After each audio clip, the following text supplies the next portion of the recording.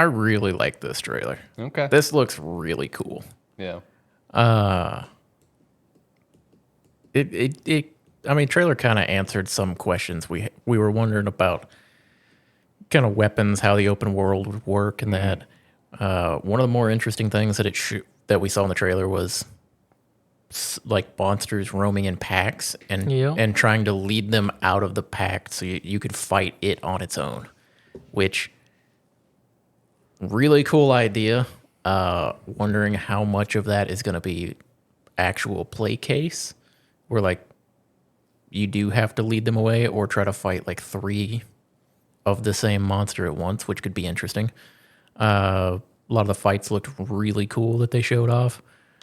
Some of the weapon interactions were real cool.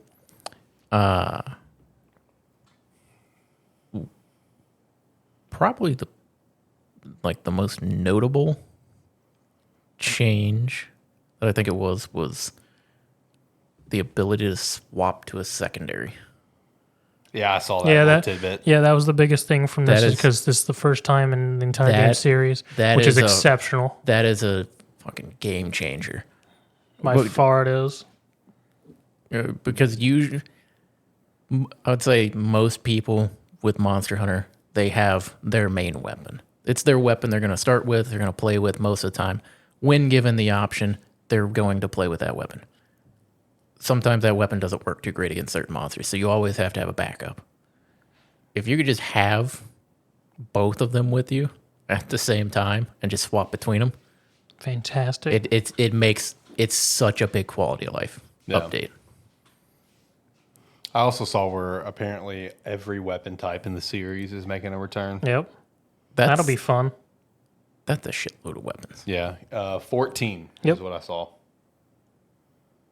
Is it just 14? Yep. That's what they said. At least that's what the post that I saw say. Well, that's what I was wondering, because I hadn't looked into all the weapons that were like clocked as being in there. I mean, I'm pretty sure 14 sounds right. I mean, I think there's been some variations. Well, it depends on if you go all the way back to some of the older games, because there's been more iterations on like some of the gun weapons.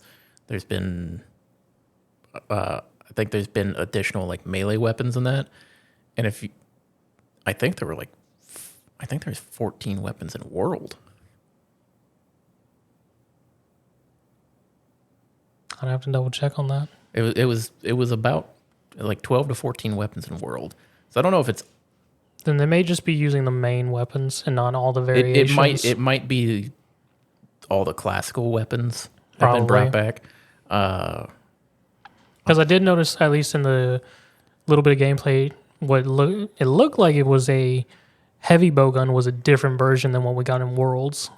See, I saw that too. That I wasn't sure if it's a heavy bowgun, because I know some of the older like handheld games had a medium bowgun. Yeah, I was wondering if that was the case. That's what I was thinking, or if it was a rifle variation. Because I mean, it seemed like a heavy bowgun to me, but its play style was different. Yeah.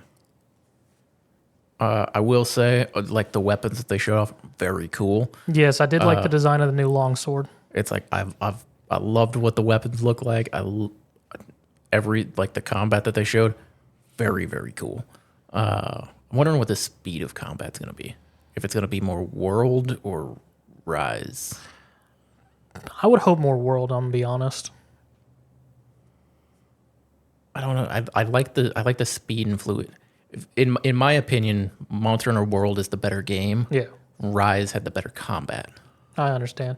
I mean, without take all the wire bug shit away. Well, unfortunately, that's coming back. A new version of it is. Well, I was gonna say, if you take all the wire bug stuff out of it, the hook slinger, and just take like the fluidity of the Rise combat, it felt smoother in Rise than it did in World. Yeah, World is definitely more clunkier. But I mean, either way, it's like you just give me an improved version of the World combat with. And I will say, I don't know what I would want it to be. I'm hoping there's a new weapon announcement.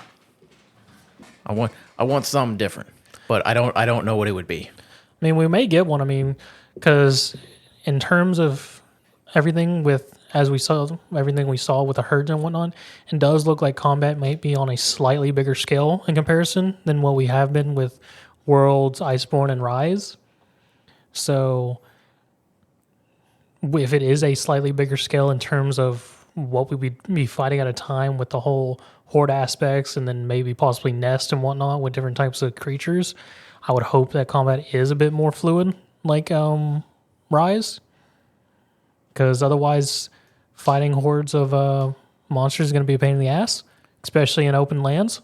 Oh yeah, and especially with like some of the weather effects that we saw Yes. with like sandstorms and stuff like that. Yeah. Because they've really been pushing that. Because we even saw some of that in the first just announcement trailer. Yeah, like we saw the aspect of it, but now we got the confirmation that that's just going to be there. Yeah. So it's going to be something to deal with, which will make it very interesting.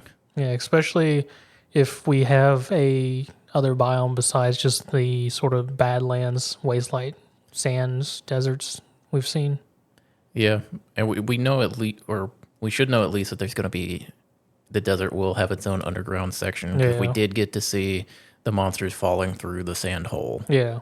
and being taken down. So Imagine that hunt, John. You're down in the underground and you're in the middle of a fight and a sand hole opens above you and just drops him on top of you. Imagine that encounter.